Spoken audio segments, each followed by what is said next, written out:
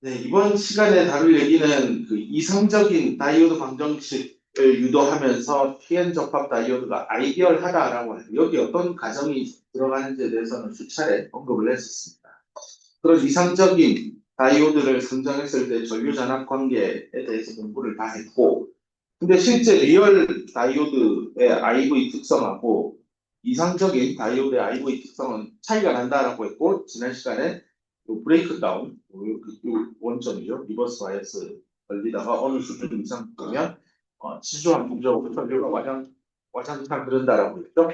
브레이크 다운 현상이 있었고, 여기에 에버랜치 브레이크 다운, 터널링 브레이크 다운 또는 다른 말로 지너 브레이크 다운이 있었습니다. 온도에 따라서 브레이크다운 전압이 상이하게 변한다는 것도 강조했었습니다. 그다음 동그라미 2번으로 이렇게 리버스 바이어스를 증가시키면 일정한 전류가 흐른다라고 이상적인 다이오드에서 공부했으나 실제로는 모노토니컬리 단조롭게 증가하는 형태의 커브를 얻게 됩니다. 왜 그런지에 대해서도 지난 시간에 간단히 설명을 했었습니다. 그 다음은 포워드 바이어스 영역에서는 이 지금 Y축이 로그 스케일인데요. 로그로 그리다 보니까 요 라인이 기울기가 나와야 돼요. 이게 이상적인 다이오드의 커브 기울기거든요. 기울기 KT 오버 Q. 그 다이오드 방정식에서 I는 I나 엑스포넨셜 VA의 나누기 KT 오버 Q잖아요. KT 오버 Q. 요게 기울기 역소될 거라고요. 근데 실제 실측해보면 요 부분 동그라미 3번이라고 했죠. 바이어스가 포워드 바이어스인데 좀 약하게 걸린 포워드 바이어스에서 의외로 전류가 많이 흐릅니다. 이 차이는 도대체 뭔가 왜 기울기가 이렇게 누워있을까? 그렇죠? 그 부분. 그 다음 마지막에 요 꼭지죠. 네 번째. 왜 강한 포워드 바이어스, 즉 빌트인 포텐셜 이상으로 굉장히 높은 전압을 가할 때 왜 다이오드 성질을 잃어버리느냐? 그 이유가 뭘까? 그런 얘기를 남겨두고 있습니다. 살펴봅시다. 그래서 여기가 동그라미 3번, 동그라미 2번 두 가지에 대한 얘기일 거고, 요 꼭지가 동그라미 4번 영역에 대한 얘기가 될 겁니다. 가봅시다. 요 부분은 지난 시간에 했지만 한번 간단히만 리뷰를 하면, 리버스 바이어스가 KT옥을 한 10배 내지는 그 이상 걸리는 그러니까 약한 수준의 리버스 바이어스부터 브레이크 다운 되는 수준 근처까지 쭉 리버스 바이어스를 인가하게 되면 일정한 전류 I낫이 흐른다라고 공부했었습니다. 그 I낫을 흘리는 주인공은 이 친구죠. P형 영역의 소스 캐리어인 전자와 N형 영역에 있는 소스 캐리어인 홀이 이 리버스 바이어스 값이 얼마이든 즉 이 에너지 요 장벽 Q, VBI 빼기 VA가 들어가서 그죠? 요 리버스 바이어스가 얼마나 더 들어가든 이 장벽의 높이가 얼마가 되건 그것과 무관하게 요 안으로 주입되는 전자, 요 안으로 들어가는 홀은 이 장벽의 높이와 무관하게 일정하게 주입된다라고 배웠었습니다. 그게 이상적인 다이오드의 핵심 사항이었는데 놀랍게도 리버스 바이어스를 강하게 걸어주면 걸어줄수록 이 디플리션 일수의 폭은 늘어난다는 점입니다. 디플리션 일수의 폭이 늘어난다는 거는 예컨대 여기를 뭐 1나노미터로 봅시다. 1나노미터당 HP가 뭐 한 10개씩 생성되고 있었다라고 가정한다면 이상적인 다이오드에서는 이렇게 생성된 EHP는 고려하지 않기로 했습니다. 그러니까 No Recombination Generation in Depletion 영역이라고 가정 몇 가지 할 때 명확히 드러났었습니다. 근데 리얼 다이오드에서는 이 EHP는 생깁니다. 근데 이게 생기는 게 요 Q&R 영역에서도 생기잖아요 라고 하면 맞아요. 거기도 생깁니다. 거기도 뭐 예컨대 1나노미터 폭을 정해놓고 그 안에 EHP 몇 개 있지 들여다보면 얘네들은 10개 있다라고 합니다. 그럼 10개 있습니다. 근데 이런 Q&R 영역에서 생기는 EHP는 생겨봤자 그냥 주변에 있는 홀하고 또 만나고 올라가고 리커미네이션 제너레이션 왔다 갔다 다이내믹하게 갈 겁니다. 하지만 공표층 안에서 EHP는 얘기가 다릅니다. 왜냐하면 여기는 강한 전기장이 빌트인 전기장이 있기 때문입니다. 더 놀라운 건 이 빌트인 일렉트릭 필드는 누구의 함수냐면 내가 인간 외부 전압의 함수입니다. 리버스 바이스를 강하게 가주면 이 기울기는 더 가빨라져서 일렉트릭 필드는 더 강해지고 공표층의 폭도 더 와이드 넓어집니다. 그렇기 때문에 공표층 내에서 EHP는 생성되기만 하면 일렉트로스타틱 포스의 힘을 받아서 좌우로 스플릿이 되어서 전류를 만들어내는 원동력입니다. 그러면 추가적인 전류 성분이 있겠구나.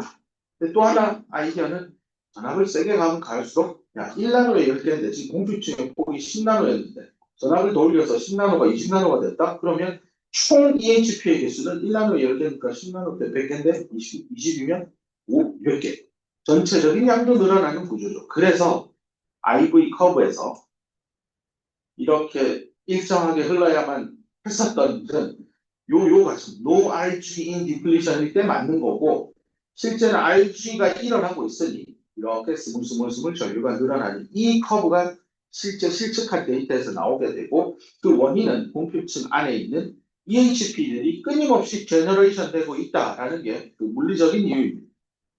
그리고 이게 모노토니컬리 전류의 값이 그 리버스 바이어스가 증가함에 따라 전류의 값이 점점 늘어나는 거 달리 얘기해서 아이디얼과 리얼 사이에 이 갭이 점점 벌어지는 이유는 이 공급층의 폭이 점점 늘어나서 total number of electron holes generated within the depletion 영역 그게 이제 문제가 전체적으로 늘어나고 있기 때문에 요 안에서 생성된 EHP 때문에 만들어진 커런트 값이 늘어나고 있다라고 보면 되겠습니다.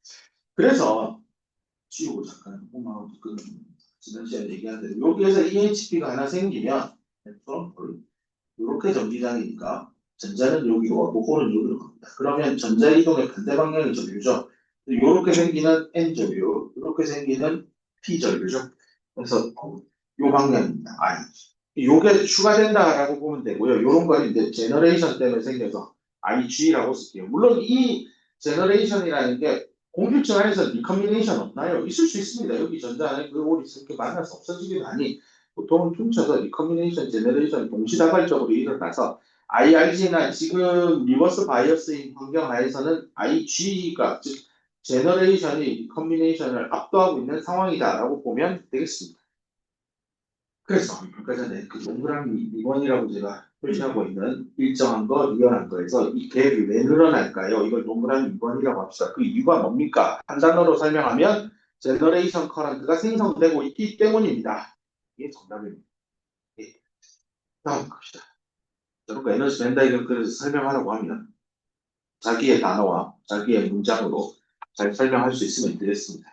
그런 연습을 하고 싶으면 도서관에서 공부하다 머리 아프면 나와서 동기들하고 야, 그 제너레이션 커런트가 뭐야? 하고 물어보면 정말 멋진 일타 강사처럼 설명을 깔끔하게 하는 연습을 해보기 바랍니다. 자, 이번에는 동그라미 3번으로 가겠습니다. 포워드 바이어스인데 사실은 스몰, 아주 작은 수준의 포워드 바이어스가 인가됐을 때 실제 전류값보다 좀 그러니까 실측한 값이 이상적인 다이오드에서 예상한 값보다 좀 더 높아요.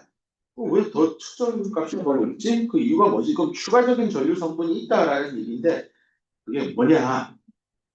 이거는 이제 포워드 바이어스니까 EF 그려놓은 거 보면 그죠? 이게 P 사이드죠? 네, N 사이드고요. 보면 내려가는 게 전압이 높아지는 동량인데 P 사이드가 더 아래쪽에 있으니 포워드 바이어스 같습니다. 그럼 우리가 공부한 대로 얘만 넘어가던 게 포워드 걸어서 밑에 정도 넘어가서 전류의 흐름이 더 진해지고 강해지죠. 맞습니다. 그래서 만약에 포워드를 더 스몰이 아니라 좀 더 미디움 레벨까지 올리기 시작하면 정말로 이 녀석들이 전류를 흘려주는 근원이 됩니다. 폴도 마찬가지고 얘만 넘어가다가 이 밑에 그 다음 것까지 가면 기하급수적인 전류의 흐름을 만들어낼 수 있습니다. 다 배웠던 얘기죠. 그런데 왜 스몰 수준의 포워드 바이어스를 가하면 좀 이상적인 다이오드 방정식에서 예상한 것보다 실제 측정한 것이 더 높아집니까? 어디서 전류가 더 흐르는 겁니까? 이 스몰이기 때문에요. 이 부분을 보세요. 얘들은 아직 포워드 바이어스가 강하지 않기 때문에 여전히 높은 수준의 에너지 장벽 때문에 얘들은 가로막혀서 못 갑니다. 폴 입장에서 볼 때 이만큼이 에너지 장벽이기 때문에 얘네들은 못 갑니다. 못 가는 게 진짜 못 가느냐 생각해 보면 한번 지우고 집중해 봅시다. 이 녀석이 여기까지 왔다고요? 못 가죠. 에너지가 부족해서 이렇게 못 올라갑니다. 이게 안 돼요. 폴도 여기까지 왔어요. 이쪽으로 못 갑니다. 에너지가 부족합니다. 그러니까 그 안에서 왔다 갔다 하면서 움직입니다. 다만 공급층 안에 들어오기만 하면요. 여기 있는 전자고 여기 폴이요. 저랑 우리 리커비네이션 할 수 있겠네요. 라는 얘기입니다. 실제 일어납니다. 그러면 보세요. 전자가 이렇게 내려가죠. 그럼 이 홀이 사라집니다. 그러고 나면 그 뒤에 있는 전자가 나도 갈 수 있잖아요. 똑같은 에너지를 가졌어. 내가 여기 채울게. 그럼 또 밑에 홀이 두 번째 홀이 여기 와요. 그럼 또 리커미네이션 돼요. 이 일이 끊임없이 일어난다라고 하면 전자의 움직임과 홀의 움직임을 상상해 봅시다. 홀은 이렇게 가고요. 전자는 이렇게 갑니다. 그리고 여기서 만납니다. 요런 움직임인데 이걸 전류의 흐름으로 바꿔 그려보면 홀은 양의 전하는 게 입자니까 이렇게 전류가 흐를 거고 전자는 반대 방향이에요. 이렇게 가잖아요. 또 보세요. 내가 초록색으로 그린 게 전류 값이에요. 요렇게 전류가 이동해요. X 방향, 플러스 X 방향으로 전류가 추가된다라는 겁니다. 이상적인 다이오드 방정식을 공부할 때 No recombination generation in depletion 영역입니다. 이 초록색으로 그려진 이 전류 컴포넌트는 생각하지 않았었어요. 그래서 실제로는 있단 말이에요. 그래서 우리 찾아낼 겁니다. 이 부분, 컨덕션 밴드와 밸런스 밴드의 하단부에 아직까지는 이 빌트인 포텐셜하고 내가 낮춰준 포워드 바이어스 인가에서 조금 낮춰줬겠죠. 여기 Q, VBI 빼기 VA인데 요게 아직은 조금 작다고요. 그래서 여전히 못 넘어가는 이놈들, 이 뒤에 있는 이놈들, 컨덕션 밴드 엣지 근처에 있는 놈들, 밸런스 밴드 엣지 근처에 있는 홀들, 이 녀석들이 전류 흐름을 참여 안 할 줄 알았는데 이상적인 다이어드 방정식에서는 실제 측정하니 참여한다고요. 그 원리가 바로 이 공급층 안에 확산에 의해서 들어오기만 하면 리컴비네이션이 일어나기 때문에 전류의 흐름이 만들어지기 시작합니다. 그래서 에너지 밴 다이그램을 그려서 어떻게 리컴비네이션 커런트가 흐르는지 이 커런트 패스를 잘 이해하기를 바랍니다. 동그라미 3번 알겠습니다. 자, 이제 동그라미 4번으로 봅시다. 여기에 다시 IV 커브가 나옵니다. 로그 스케일로 그려서요. 이 정선이 아이디얼한 다이오드 방정식을 가지고 뭐 i는 i 나 엑스포넨셜 VA 나누기 KT 오브 Q 괄호 닫고 끝나는데 코어드니까 빼기 날리고요. 양쪽에 로그 치면 됩니다. i도 이 뒤로 제끼고요. 그 다음에 로그를 치면 로그 i에 대한 얘기고 얘는 이 날라가니까 얘가 앞으로 톡 튀어나와서 로그 i는 비례하기를 VA에 비례하고 그 기울기가 KT 오브 Q니까 분모였으니까 위로 올라오면 Q 나누기 KT.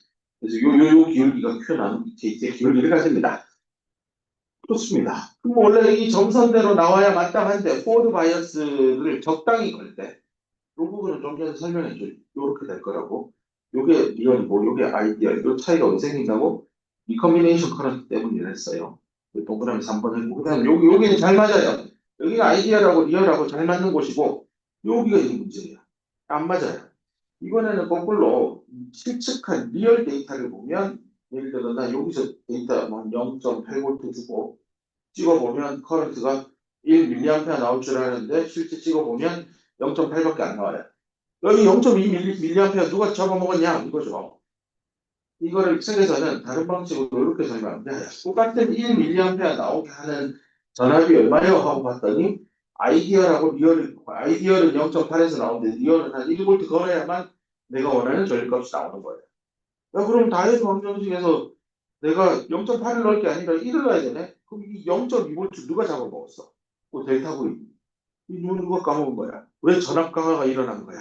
이런 얘기죠. 그래서 그 전압 강화 어디서 일어나는지를 보기 위해서 위에 있는 PN 다이오드의 단면을 한번 다시 살펴봅시다.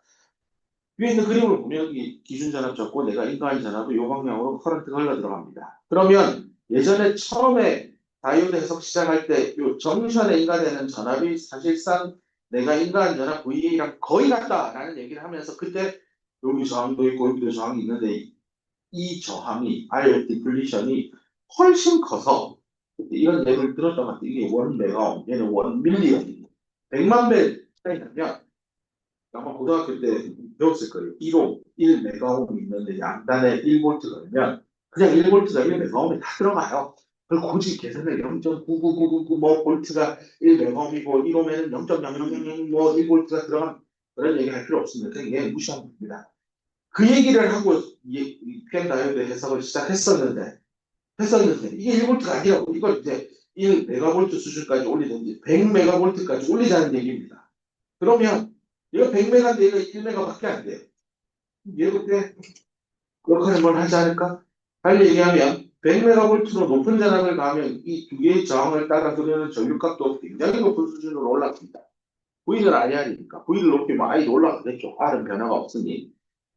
근데 전류가 많이 흐른다는 건요. 이 비록 여기 1옴짜리가 1옴이라 저항이 너무 작지만 여기에 어마무시하게 큰 I 값이 곱해지면 이 두 개의 곱의 값은 상당한 값입니다. 무시할 수 없습니다. 더 이상 0.0000 뭐 1볼트 수준의 아주 작은 수준의 전압가가 아닙니다. 그래서 여기 보면 요 영역, 즉 꽤나 높은 수준의 VA, 이게 이제 하이 포워드 바이어스를 인가하는 거죠. 보통은 VA가 빌트인 포텐셜 근처는 지금 그 넘어서는 수준입니다. 이렇게 했을 때 왜 이렇게 델타 V 같은 내가 1mA를 얻기 위해서 다이오드 방정식에서 생각한 인가하는 전압은 0.8인데 실제 리얼 다이오드 제작된 다이오드는 1볼트를 거래하는 그 이유 0.1을 어디서 날려먹었느냐? 바로 요놈 두 놈입니다. 즉 P형과 N형 자체가 가지고 있는 저항값이 원표층에 비해서 뭐 굉장히 작은 수준이지만 전류의 값이 상당한 수준으로 올라가는 경우에는 이 저항 때문에 전류 곱하기 R, P형이라 R자 쓸게요. 뒤에는 I 곱하기 Rn. 이 부분도 이 값 자체가 0에 가깝지 않다는 뜻입니다. 그래서 내가 인가한 전압 VA는 더 이상 정션에 인가되는 전압이다라는 이 가정, 아이디얼 다이오드 방정식 공부할 때 이렇게 생각하고 했던 일들. 그래서 PN 다이오드 벤 다이그램 그리라고 하면 항상 구부러진 곳은 공필층 안에서만 구부러지고 이 P형 영역과 N형 영역에서는 항상 플랫하게 평행한 두 선분을 그었잖아요. 이거 틀렸다고요, 우리는. 티켓이라고 하는 소자 설계 툴을 쓰면 PN 다이오드에 스몰 포워드에 넘어와서 이 정도에서만 필스 툴을 써서 만들어 보면 진짜 벤다이그램이 이렇게 했거든요. 이렇게 올라가서 꺾이고 밑으로 내려가고 그 다음에 여기서도 이렇게 올라가요. 이게 진짜 벤 다이어그램이에요. 근데 우리는 이상적인 다이오드를 공부하니 이렇게 꺾이는 건 됐고 그냥 쭉쭉 끊고 공필층만 이렇게 꺾어서 갔던 거예요. 그래서 여기 평행이에요. 요 부분을 미스팅하지 말라는 겁니다. 근데 이게 계속 이어지면 결국은 더 기울어질 거고 살짝 또 이렇게 갑니다.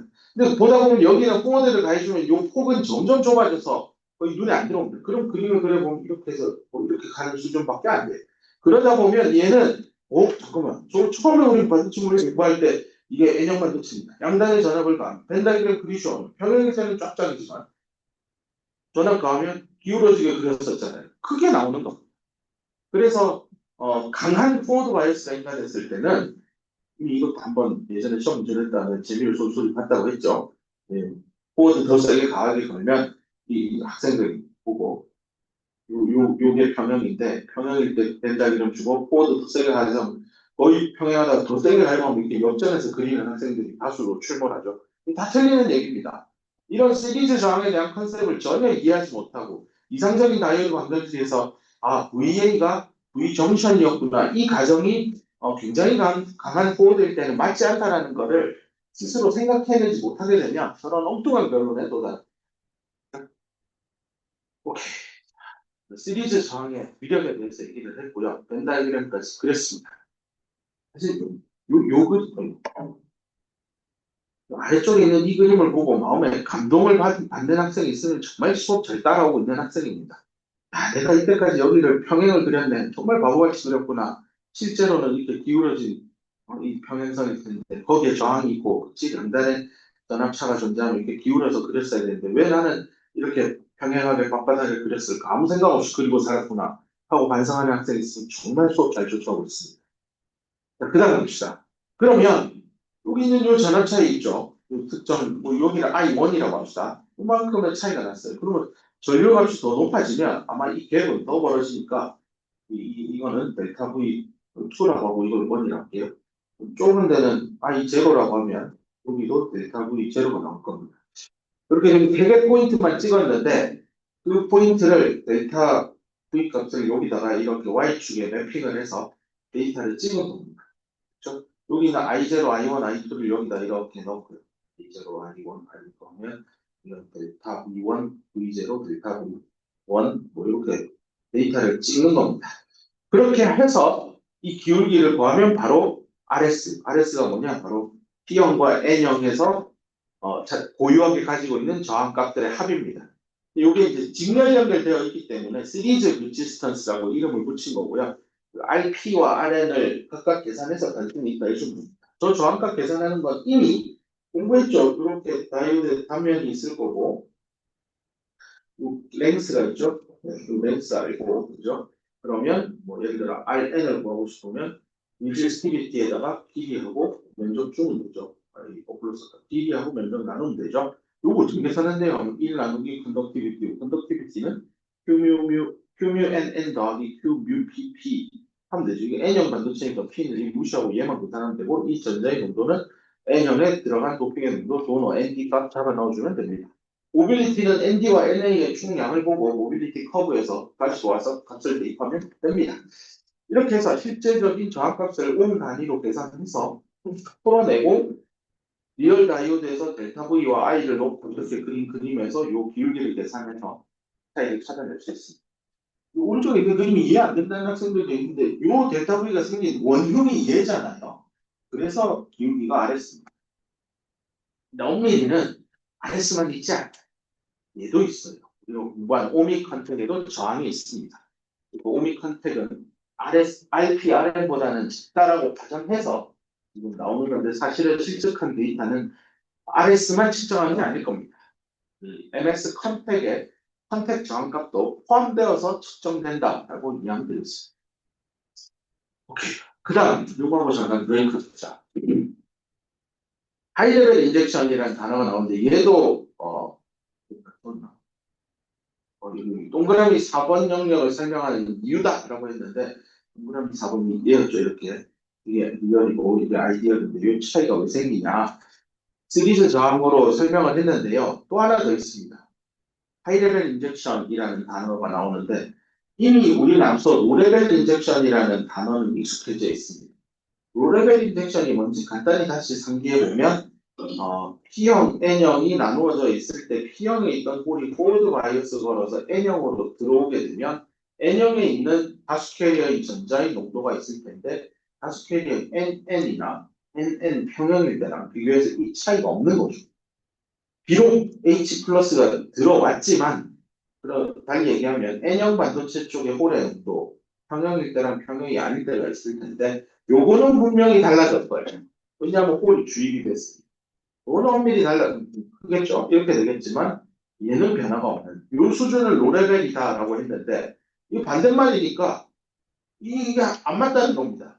즉 NN이 NN 납보다 커진다는 얘기입니다. 쓰여져 있잖아요.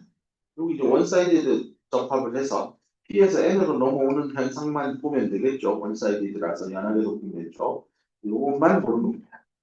근데 실제 안쪽이 균일하게 도핑돼 있으면 요거랑 둘 다 성립이 될 겁니다. 그래서 PM 접합에서 포워드 바이어스를 세게 인가하면 할수록 정션의 사이드 양쪽에 그중에서 특히 연하게 도핑된 쪽이 결국에는 하이레벨 인젝션 포인트에 들어가게 됩니다. 즉, 요 부등식이 만족이 됩니다. 달리 얘기해서 요 같다라고 하는 로레벨 인젝션 이 등식이 깨지기 시작해요. 그렇게 되면 무슨 일이 생기는데요? 그 동그라미 4번 그 현상을 설명할 수 있나요? 설명할 수 있습니다. 그 결과가 뭐냐면 significant gradient in majority carrier profile이니까 이겁니다. 여기다 x가 놓고 이쪽을 xp라고 합시다.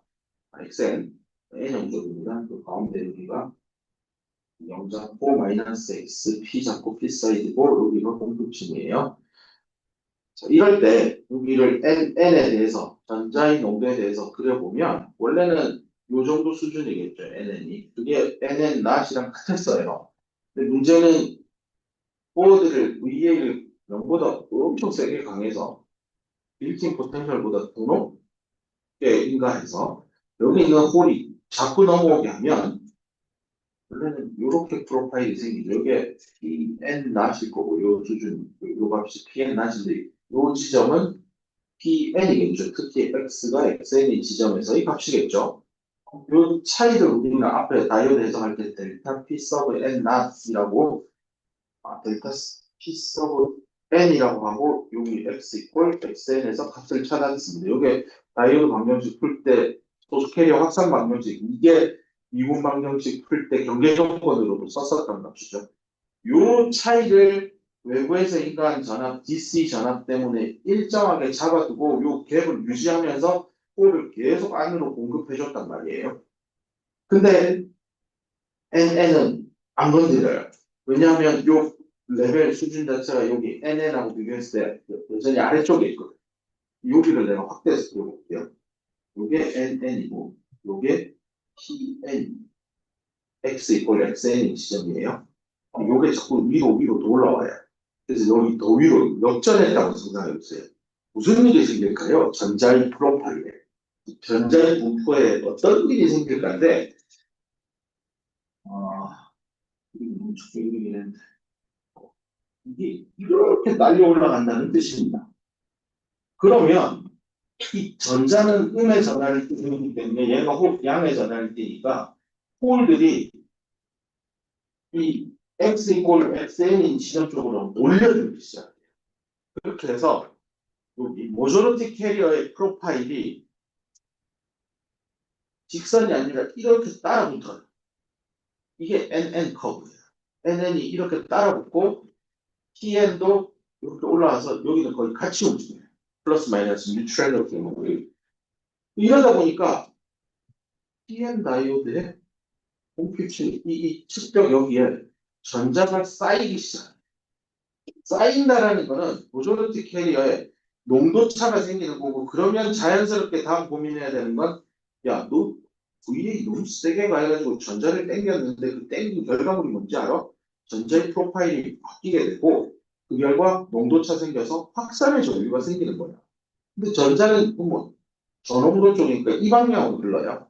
그럼 전류는 이 방향이에요. 마이너스 X 방향이니 야, 너가 생각한 계산한 값보다 마이너스 방향이 줄어들 거야. reduce, 줄인대요. 다이오드 전류 값. 어디서부터?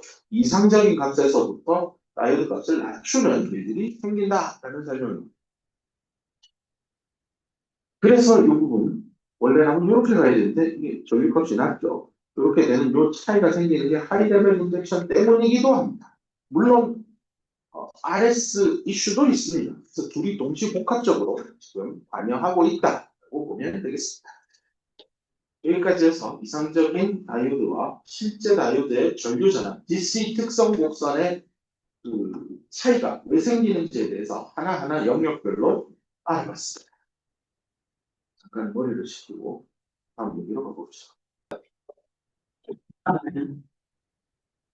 네, 지금부터는 다이오드 중에서도 이 네로 베이스인 다이오드에 대해서 설명하려고 하는데 네로 베이스라는 단어가 뭡니까?부터 일단 설명을 합시다. 아래쪽 그림을 보면 P형하고 N형 반도체, P형 접합인데 뭐 앞에서 공부한대로 이쪽 방향이 X축이고 여기가 X 이퀄 0, XN 마이너스 XP고 그 축을 N형 쪽을 X X 프라임, P형 쪽은 X2 프라임 뭐 이렇게 해서 새로운 그 좌표계를 도입해서 P형과 N형 쪽의 전자나 홀의 움직임을 대칭형으로 설명했었죠. 근데 그때 그 기억하겠지만 요 N형 반도체의 길이에 이 홀이 이렇게 한번 넘어와서 쭉 디퓨전 되어서 가면 결국 끝까지 가면 여기 많고 많은 전자랑 리컨비네이션에서 모두 사망할 겁니다. 그 지점을 x 이퀄 무한대 또는 x 프라임이 무한대 지점으로 변환해서 썼거든요. 여기 이제 질문이 야, 그 꼭 무한대 해야 되냐? 그 좁으면 어떡할 건데? 이렇게 길게 가지 않고 조금 가다 끝! 여기 칼로 딱 자른 겁니다. 그 지점을 XC 프라임, 이 C가 컨택입니다. 메탈하고 만나게 되는 컨택 지점은 끝 지점인데 이 XC 프라임이 얼마나 작냐면 그 디퓨전 렌스, 홀의 디퓨전 렌스, 이거 N 사이드 쪽에 홀의 디퓨전 렌스보다 확실히 작게 확 줄여버리는 거죠. 보통 이 디퓨전 렌스가 수 또는 한 0.땡 마이크로미터 정도 설계되니까 수백 나노미터죠. A few hundred nanometers 수준으로 설계되는데 그거보다 좁게, 오히려 한 10나노, 이 정도로 좁게 설계하는 거죠. 이렇게 됐을 때 무슨 일이 PN 다이오드에 일어나냐, 특히 PN 다이오드의 전류 전압 DC 특성에 무슨 일이 일어날까요? 그 변화, 데리베이션이 뭘까?를 공부해보자는 겁니다. 이거 왜 공부하는데요? 라는 질문을 던지면 요 수업이 끝나고 나서 다음 이제 뭐 다음 만날 때 우리가 수업을 하면 요걸 공부할 거예요. PN 접합이 아니라 야, 그 뒤에다가 요렇게도 PN 접합이고 요렇게도 PN 접합이잖아요. 여기에 재미나게 한쪽은 여기는 진하게 도핑하고요. 얘는 연하게 도핑할 거예요. 분명히 원사이디드 PN 접합인데 왼쪽 편에 있는 PN 접합 1번 접합은 P가 진하고요. 오른쪽에 있는 이 PN 접합 2번 접합은 N이 진해요. P를 연하게 한 겁니다. 거기다 한 개 더 할 거예요. 이 N형 쪽을 극단적으로 이렇게 아주 좁게 만들 거. 양쪽은 넉넉하게 만들. 이렇게 만들면 얘는 터미널이 한 개, 두 개, 가운데서 세 개잖아요. 3 터미널 소자입니다. 단자가 세 개인 디바이스가 나옵니다. 우리가 공부하는 PN 다이오드는 단자가 하나, 둘, 투 터미널이에요. 그러니까 양단에 인가하는 전압 VA는 하나밖에 없어요. 근데 이렇게 터미널이 세 개가 되면 이렇게도 전압을 인가할 수 있고 이렇게도 전압을 인가할 수 있고 끝에서 끝까지도 전압은 또 차이를 두니 이 전압의 종류도 다양해질 겁니다. 자, 이렇게 3터미널이 되면 얘는 무슨 디바이스일까? 다이오드 PN 접합은 정류 기능을 가지고 있는 전류를 한 방향으로 흘려주는 디지털 회로에서 이렇게 표기되는 회로 심볼로 쓸 수 있었는데 PM에 P 하나 더 붙인 PMP는 도대체 어떤 회로 성분인가요? 이게 이제 이렇게 표시하는 다이오드 BJT가 되겠습니다. 이쪽이 이미터, 컬렉터 있습니다. 고등학교 책에 나오니까 아마 익숙할 겁니다. 이런 형태의 심볼로 트랜지스터가 된다는 얘기입니다. 트랜지스터의 컨셉을 한 번만 여기 간단히만 설명하면 P에서 이쪽 P까지 이렇게 전류가 흘러가는데 이미터 컬렉터라고 하면 IEC 값은 이미터하고 베이스 사이에 전압 VEC의 함수가 안 되게 할 겁니다. 뭐라고요? 이렇게 흘러가는 전류를 이 양날의 전압차하고 상관없이 정할 거라고요? 야, 그게 됩니까? 됩니다. 되게 하는 걸 만들고, 그러면 누가 IEC 값을 정할 겁니까? 아, 이게 1번 단자, 이게 2번 단자인데, 1번, 2번 단자에 흐르는 전류 값을 1번, 2번 단자의 인간 전압에 의해서 결정 안 하게 할 거예요. 누가 결정할 거냐? 제3의 단자인 가운데 끼어있는 N형. 3번 단자라고 하면, 바로 이 IEC는 V 여기 3번 단자 여기 베이스니까 베이스의 전압이 얼마냐 이래 가지고 거기에 대한 함수로 이 꼴 군대를 만들어야 됩니다. 멋지죠? 제3의 단자의 전압을 인가해서 1번, 2번 단자에 그런 전류를 제어한다. 이런 뜻이죠. 이게 이런 겁니다.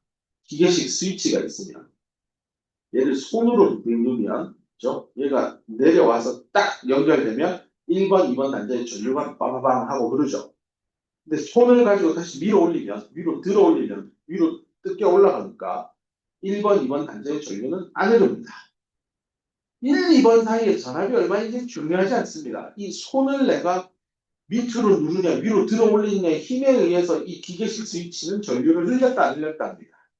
이 바로 손이 3번 단자입니다. 이런 역할을 하는 것들을 이제 트랜지스터라고 합니다. 그래서 이게 이제 스위치가 되죠. 전류를 흘렸다, 안 흘렸다. 온과 오프를 구현해내는 전자부품입니다. 온, 오프를 구현하니 온이면 1, 오프는 0, 디지털 시대 0과 1을 구분해내는 데이터를 어떻게 만들까? 이런 트랜지스터를 쓰면 됩니다. 그래서 그 트랜지스터를 공부하러 가는 그 길목에 이 PNP가 있고 이 PNP가 제대로 된 트랜지스터가 되고 싶으면 트랜지스터 설계 가이드라인 1번입니다. 가운데 끼어있는 이 N형, 이름하여 베이스를 매우 좁게, 내로우하게 설계하세요. 라고 나옵니다. 그래서 네로 베이스가 되면 뭔 일이 일어나는지 먼저 학습하고 뒤에 가서 그 의미를 곱씹고 활용할 겁니다. 갑시다. 배경 설명이었고요. 이제는 줄였어요. 그러면 우리가 배웠던 식에서 한 개 망가지는 게 있습니다. 다이오드 이퀘이션을 유도할 때의 그 상황을 다시 돌아갈 겁니다. 이게 경계 조건, 바운더리 컨디션, 경계 조건, 이쪽도 경계 조건이고요. 그때 얘를 우리 x 프라임을 무한대로 놓고 0으로 간다라고 했는데 그게 x c 프라임일 때 0으로 간다는 것만 바뀝니다. 이 앞에 거는 앞에서 공부한 거 그대로입니다. 얘만 바뀝니다. 얘만. 그렇게 했을 때 그 델타 PN을 x 프라임에 대한 함수로 놓고 dx 프라임 두 번 미분한 게 자기 자신이 나온다라고 하고 그 비례상수가 LP였었잖아요. 그죠? 이거였는데 이 세컨 오더 리니어 디퍼런셜 이퀘이션의 솔루션이 이런 모양이었다라는 거를 확인했었죠. 이때 이제 풀어야 되는 게 A1, A2라는 개수인데 그걸 풀기 위해서 위에 있는 경계 조건을 대입을 해서 A1, A2를 풀었었습니다. 그때 이거 재미를 봤었죠. 무한대니까. 야, 그거 무한대 넣으면 0으로 가야 된다며. 얘가 0이야. 우변이 이게 겁나 커지면 이게 저변이 0인데 그럼 A1 너는 무조건 0 해. 하고 A1 0을 금방 유도했는데 지금은 그 상황이 아닙니다. 자, X 자리에 무한대가 이 XC 프라임을 넣어. 그렇게 하고 여기가 0이야. 그렇게 되면 A1을 찾아야 돼. 이러면 수식이 좀 복잡해지겠구나 라고 느낌이 올 겁니다. 그죠? 이 자리에도 마이너스 XC 프라임을 넣을 겁니다. 그래서 A1, A2를 찾아야 되는데 어차피 모르는 변수가 A1, A2 두 개고요. 내가 알고 있는 조건이 두 개이기 때문에 대입해서 풀면 풀어낼 수 있습니다. 근데 그 푸는 과정이 지저분하다는 거죠. 바운더리 조건을 적용할 겁니다. 어디에다가요? 여기다가요. 여기. 제너럴 솔루션. 소스케리어 확산 방정식에 제너럴 일반해에다가 대입을 해서 A1, A2를 구하는데 대입을 할 건데 그러니까 얘기한 대로 0인 지점엔 0이니까 그거죠. 여기. 요거죠, 요거. 요 자리. x가 xn이니까 x 프라임이 0일 때. x 프라임이 0이니까 여기 0 넣으면 이게 1 되니까 a1 더하기 a2죠. 그래서 요걸 대입했다라는 건 a1 더하기 우변이 a1 더하기 a2가 나오는 거고 좌변은 또 대신에 요거 자리에 우변을 여기다 쓰라는 겁니다. 그렇죠. pn not 괄호 열고 어쩌고저쩌고는 a1 더하기 a2입니다. 그 뒤에 여기 썼는 겁니다. 여기 PN하고 뭐 괄호 0인데 요게 동그라미 바짝 쓰게 얘입니다. 얘. 이게 상수죠. 이게 왜 상수예요 하면 공부를 다시 해야 됩니다. 내가 인간이 전하면 내가 아는 거고 PN 낫은 평형일 때 N형 쪽에 홀에 놓으니까 NN 낫 분의 NIG고 몇 섹션도 해요. NN 낫은 ND 분의 NIG. 숫자 알면 N형 쪽에 도핑 얼마인지 말면 풀 수 있는 값이에요. 됐고 그 다음 두 번째 여기 경제 조건 쓴 거죠. x 자리에 xc 프라임 넣은 거죠. 네. 넣으면은 0 된 다음에 xc 프라임 끝에서는 이 excess carrier or concentration이 사라지니까요. 0입니다. 이 두 개 풀면 되지 뭐. 우리 푸는 거야 뭐. 그때부터 고등학교 수학이죠 뭐. A1, A2 더한 거가 아니라 A1에 못 곱하고 A2에 못 곱해서 여기서 0이 나오고 A1, A2 구하시오 하면 2원 2차 열릴 거겠지. 푸세요. 풀면 더럽게 복잡합니다. A1, A2. 그래서 푼 다음에 대입하는 겁니다. 그렇게 해서 나온 게 요겁니다. 이거 집에서 꼭 해보세요. 네, 이런 거에 쓸데없는 시간 낭비하고 싶지 않아서 대입해서 풀면 나오는 거니까. 근데 이렇게 풀고 나면 식이 너무 복잡하니까 이제 수학에 있는 툴을 좀 써보자는 겁니다. 우리는 이런 복잡한 모양 싫어해요. 이 공학을 전공하는 사람은 이거 싫어요. 이거 어떻게든 좀 편하게 쓰고 싶어요. 그래서 도입하는 게 요겁니다. 이제 하이퍼 사인이라고 하는데요. 하이퍼 사인이 아니에요. 사인 x가 아니고 하이퍼 사인 x입니다. 이건 어떻게 정의하냐면요. 2분의 엑스포넨셜 x 빼기 엑스포넨셜 마이너스 x. 요렇게 정의해요. 여기 이제 그 사이드 써서 식이 좀 뭐, 이게 x라고 보세요. 이렇게. 엑스포넨셜 x 빼기 엑스포넨셜 마이너스 x. 약간 느낌이, 우리가 지금 앞에서 봤던, 요 위에서 정리한 요 식의 느낌들이 오죠. 똑같은 거 있고, 플러스냐, 마이너스냐, 그건 빼기예요. 이거 하이퍼사인으로 식을 쓰면 되게 편하게 단순화하겠다라는 아이디어입니다. 이거 분자도 나누기 2를 하고요. 분모도 나누기 2를 해서 요 모양을 분자 분모에 대입합니다. 그러면 위에 있는 식을 밑으로 내리면 앞부분은 그대로 오고요. 뒤에 있는 분자는 하이퍼사인 xc 프라임 빼기 x 프라임 나누기 lp. 분모는 여기 위에 있는 게 요거니까 하이퍼사인 xc 프라임 나누기 lp 쓸 수 있습니다. 이렇게 써도 여전히 복잡하긴 하지만 이거의 장점이 뭐냐면 미분을 하기 되게 좋습니다. 다이오드 방정식 해석할 때 이거 찾은 다음에 디퓨전 커런트 구하려면 델타 PN을 이게 X에 대해서 미분하는 그거 있었습니다. 이 식 전체 가운데 있는 이 식을 놓고 x 프라임에 대해서 미분하세요 하면 한숨이 나옵니다. 자, 여기서부터 출발하지 않고 복잡해집니다. 하려면 할 수 있지만 짜증납니다. 지저분하거든요. 근데 아래쪽처럼 식을 정리하고 나면 이거 미분하는 거 되게 편합니다. 자, 그걸 하기 위해서 D를 가보면 잠깐 남겨두고 미분하는 거 어디가 있나? 미분 정리는 있다. 이거 아닌데 이거 어디 갔지?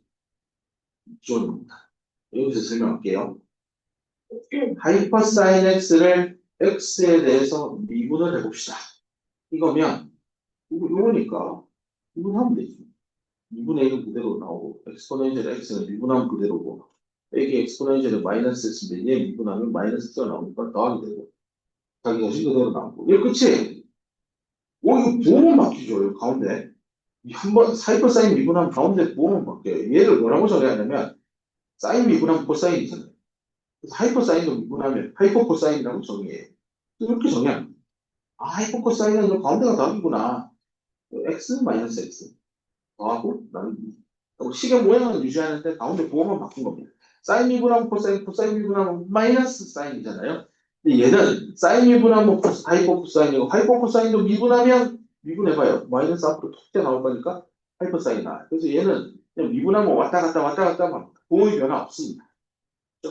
사인 코사인 성경함수일 때는 마이너스가 있고 고의 차이가 있는데 얘는 변화가 없습니다. 그래서 미분하기 되게 좋은 형태로 바꿔놨습니다. 예를 들고 이제 써봅시다. 머리에 놓고. 여기서는 저자가요. 그래서 베이스를 엄청 좁게 설정했는데 내가 앞에서 공부했던 모든 것들은 베이스가 기니까 롱 베이스라고 할게. 수학적으로 하면 XC 프라임 그 N형 쪽 자르는 영역 쪽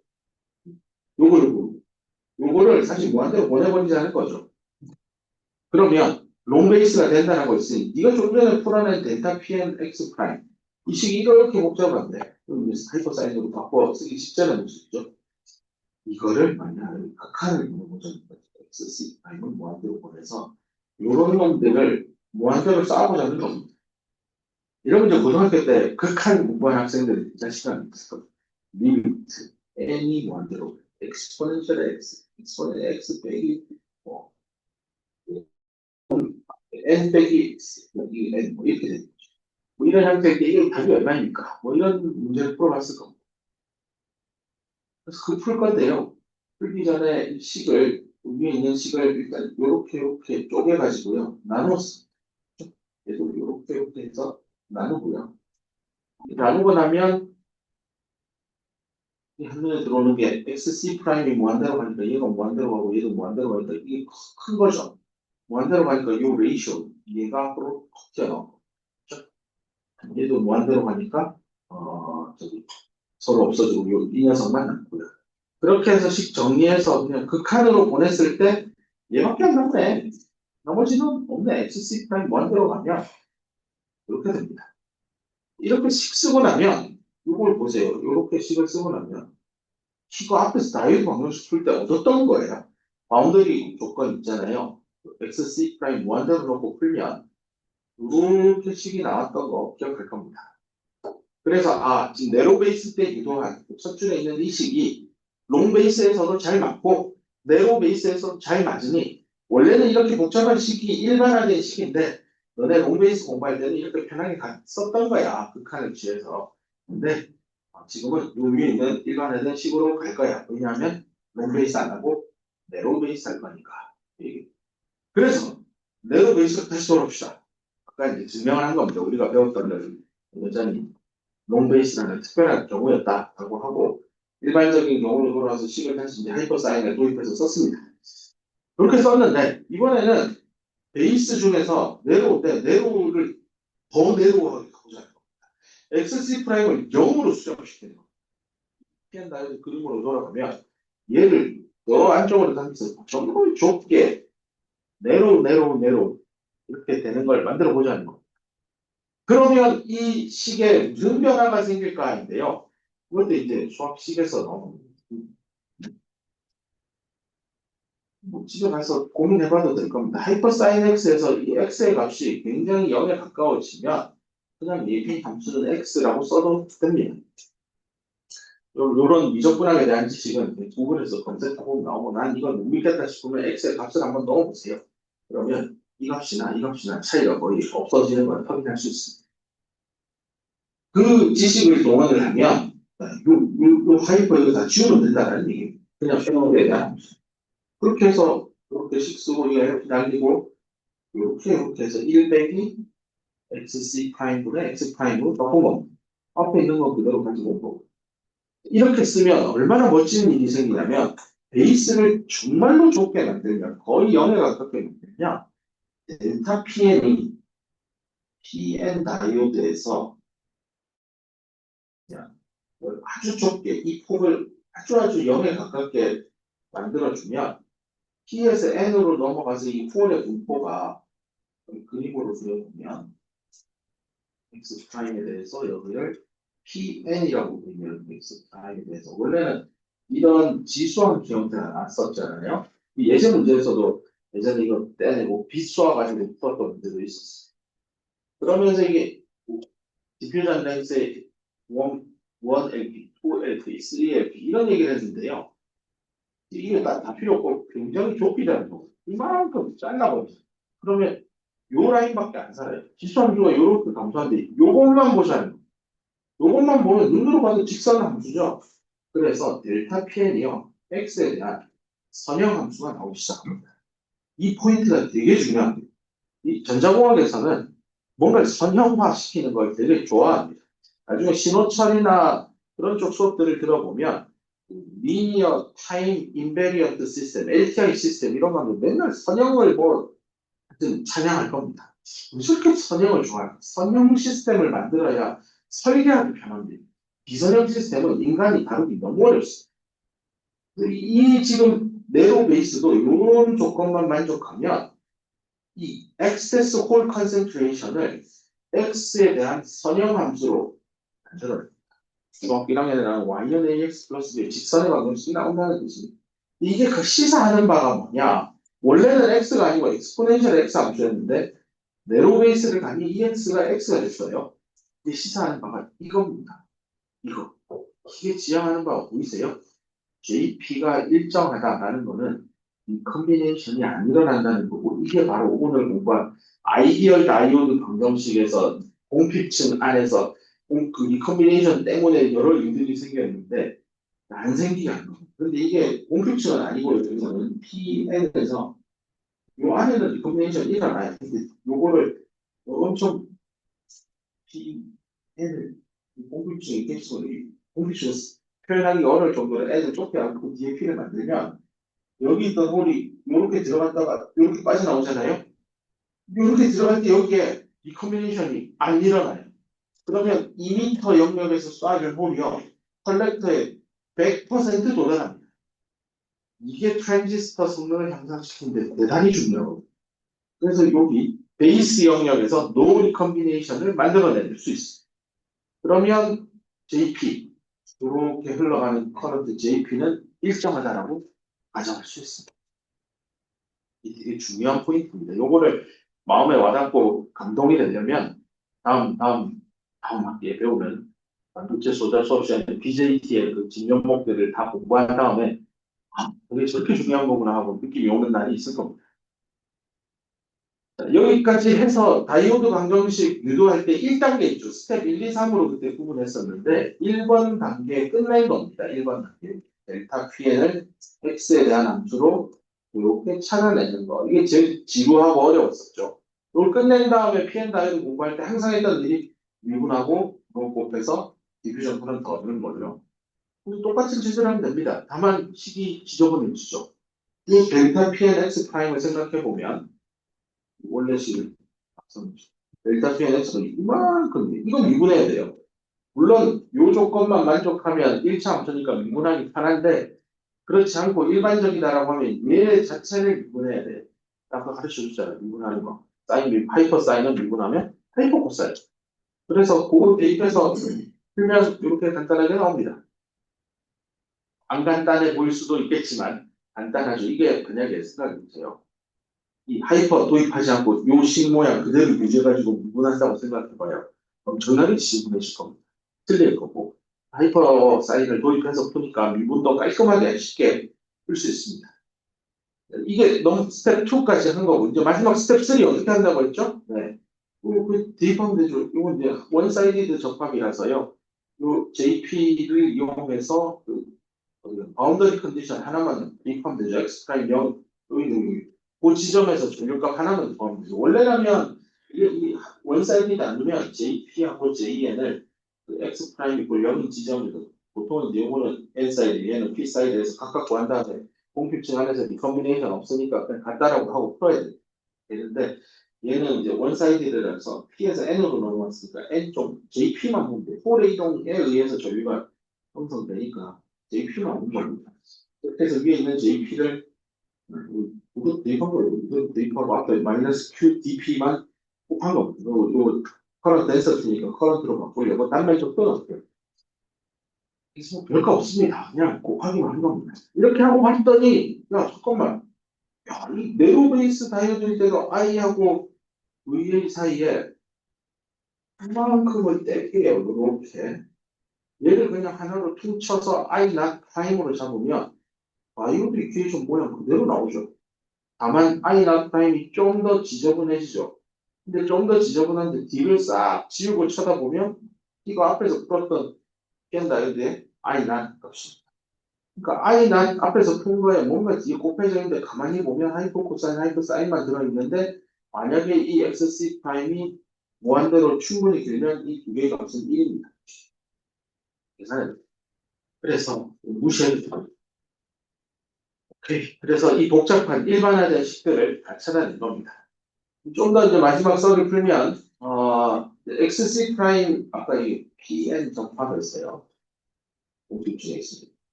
요 폭이 XC 프라임이잖아요. 이건 이제 원 디퓨전 렌스, 홀이 이렇게 넘어오는 홀이 이동하는 디퓨전 렌스보다 좁게 설계하는 거예요. 그때 뒤에 있는 이 텀을 극한을 보내버리면 이것도 이제 수학책에 나오는데 여기 있는 하이퍼 사인 x에서 x가 0에 가까우면 하이퍼 사인 x는 그냥 x를 쓰고 하이퍼 코사인 어떻게 되냐? x가 0을 가면 이 값이 분명히 나와지면 1 x 제곱을 쓰면 돼요. 미적분하게 있는 지식을 동원해서 저게 왜 저렇게 되는지 궁금한 구글에 그냥 검색해서 그냥 저 파트만 암기하면 됩니다.